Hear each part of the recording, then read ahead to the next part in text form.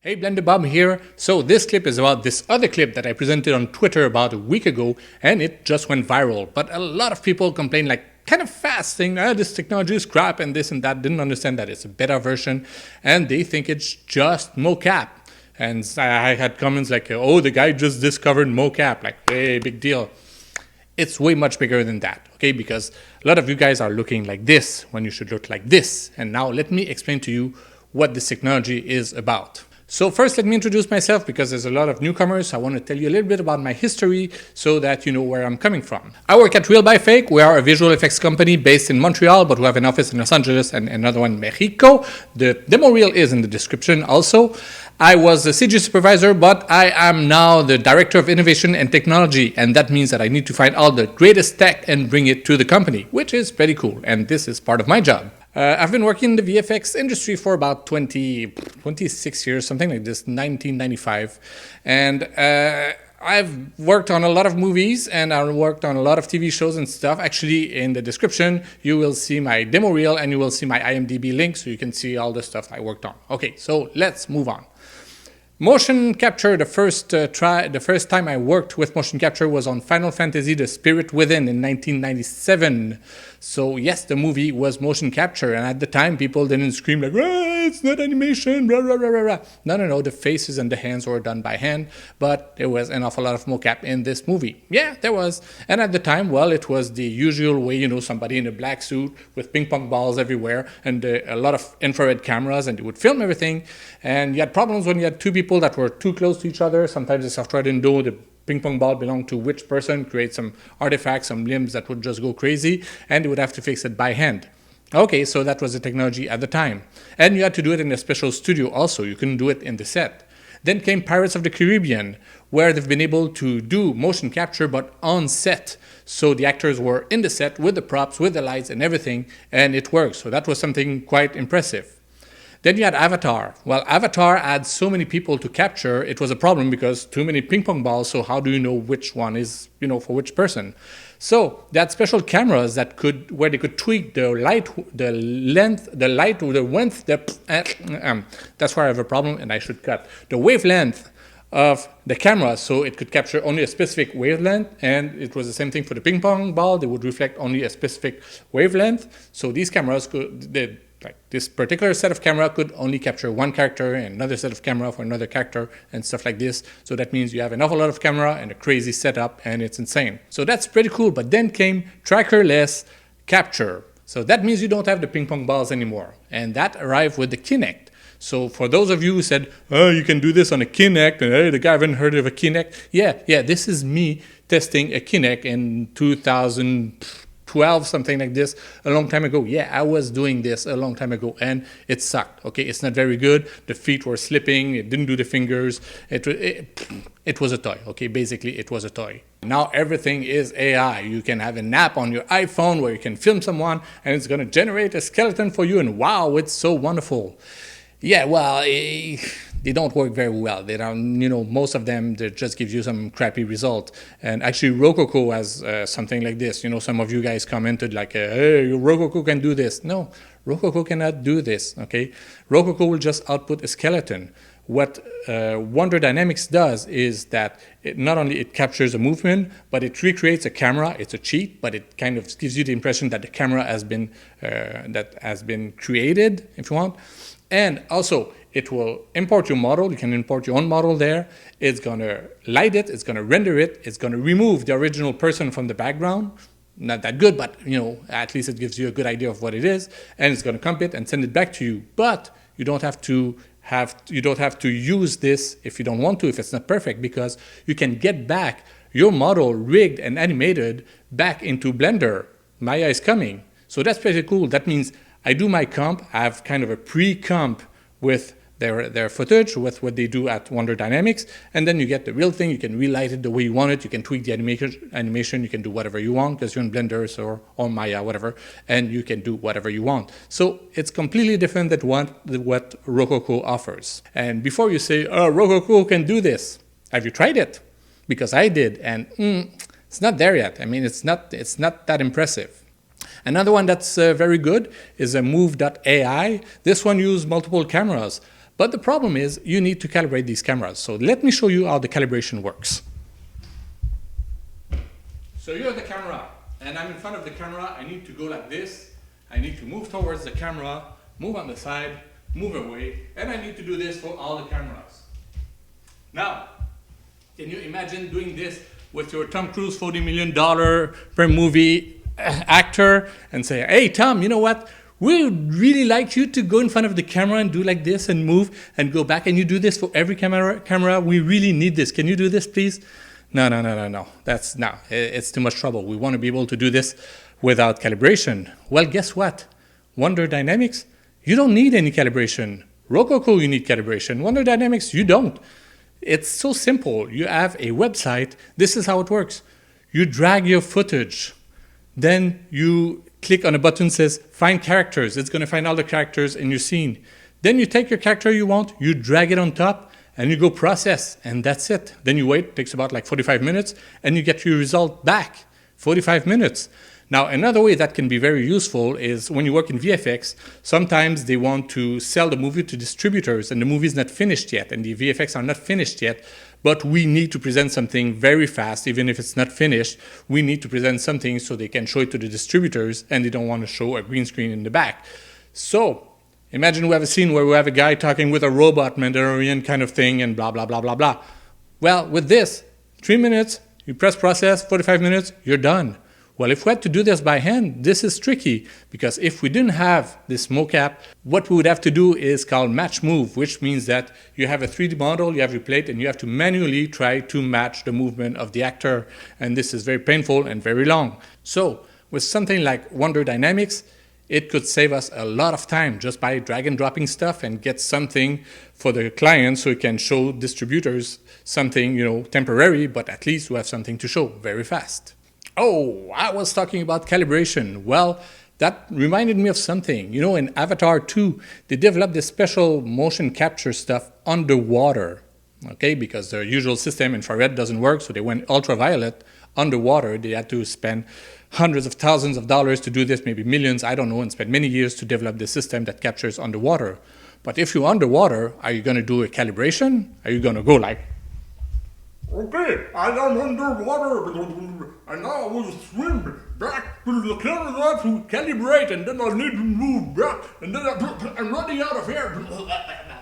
Okay, you got the point. You cannot calibrate underwater. So you need a system that could work. So what if I try Wonder Dynamics with an underwater shot? And there it is. It works. Okay, it's not perfect, it's shaky and this and that, and sometimes you have bubbles going in front of the camera, so of course the tracking doesn't work. But here, if you had a 4K footage, very clean, not some bad MP4 that I found on the internet somewhere, no, something very clean, 4K, no bubbles in front of the camera, it would work with no calibration. Because there's something also that you need to know. When you use Rococo and all these other capture stuff, you need to get your feet on the ground. And if you try to go upstairs, forget it. It's not going to work. The feet are just going to go crazy. It's going to start sliding and everything.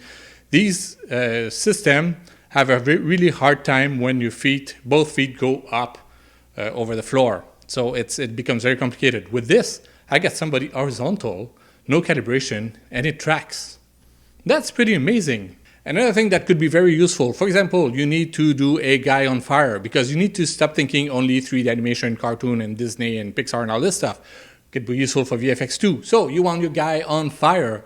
While you have your footage, you do this thing, Wonder Dynamics, you end up with, you just, for example, use a dummy model. You don't need to use a special character, just a dummy model. So now you get a track of the character moving the same way, and you take this 3D model, bring it to Houdini, to Blender, to whatever, put some fire on it, and that's it, you're done.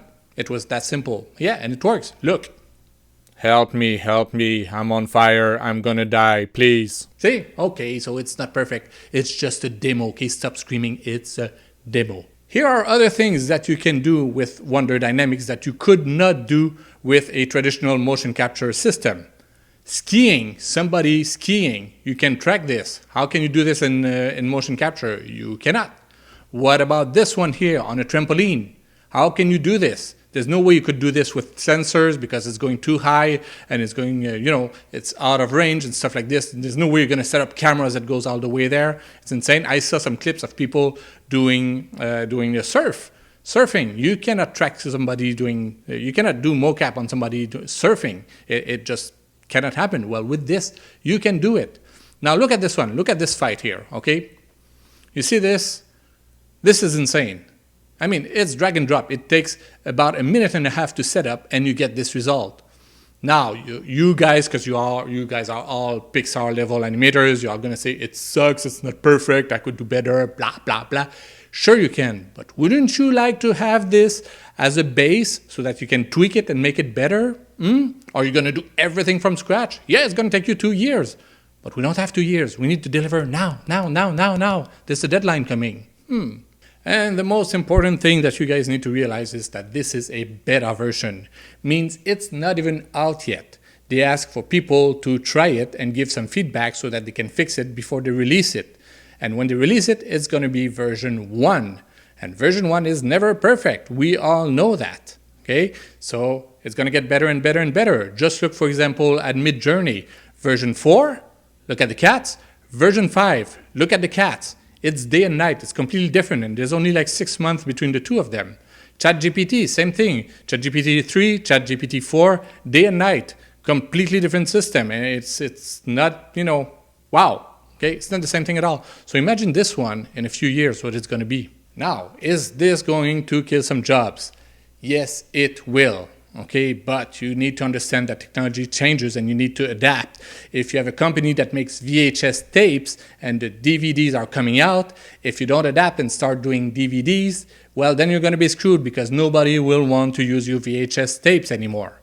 See? Well, it's the same thing. It's technology and it evolves fast, and you need to adapt to the technology and stop crying about it. Now, some people are going to lose their job because of this. Kind of, because the jobs will go somewhere else. For example, if you need to do match move, this is a very boring thing to do. Nobody wants to do this. So if it replaces the animators to do this so that the animators can actually do character animation, what they love to do, well, then it's a good thing because nobody wants to do match move. It's the most boring thing in the world, except maybe doing UVs on characters. But personally, I love doing UVs. I don't know why I just turn my brain off and I do UVs and I love doing it. But anyways, that's not the point. So how do I feel about people losing their job because of this?